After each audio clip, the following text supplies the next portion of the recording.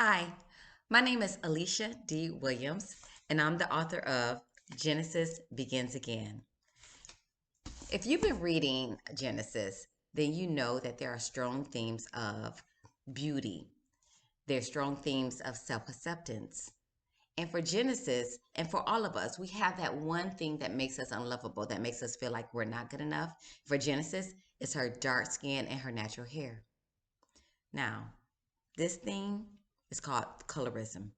Colorism is discrimination within one's own community based off the shade of their skin, light versus dark.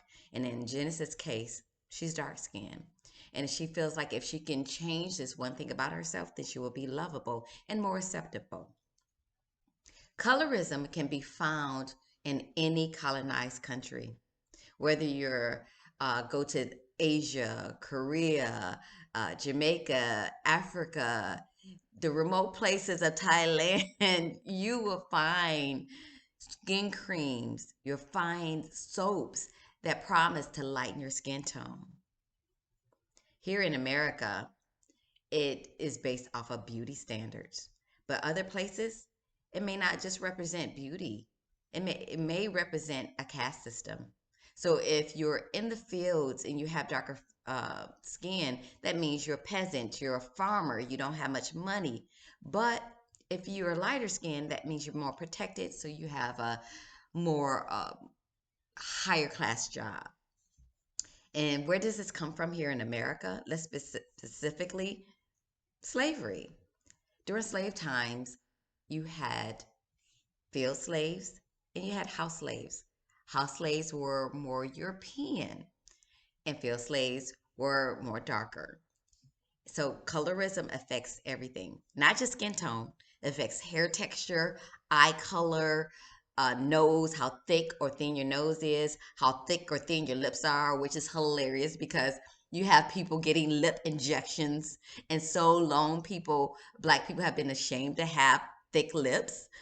So colorism affects features, hair textures, eye color, skin tone. So during slavery, if you were in the house, you were more European, you were more acceptable, and you were more pleasing to the eye versus being in the field. And they have set up this whole dynamic of, oh, they think they're better because they're in a house and they get to serve, and oh, they out there in the field slaving all day, which they're all slaves, enslaved human beings, and they have no freedom, and they have their own struggles, and they have their own abuse, whether it was in the house or the field. So it has set up this whole pitching against light versus dark.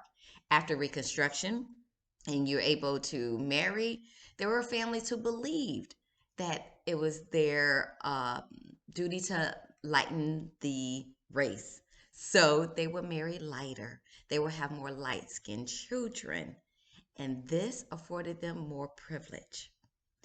Being light skinned, having more European features, allowed you to join certain social organizations, attend certain churches, to have better jobs, to go to different schools, and where you rest in death.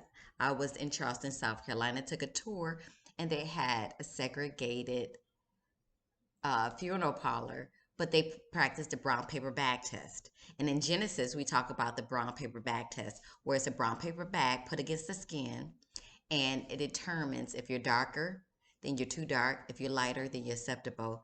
And that also determined which family you can marry in. So colorism exists today, and it's just as strong. People still marry up. People still have a fetish for light-skinned children. Um, and people are so immersed in the culture.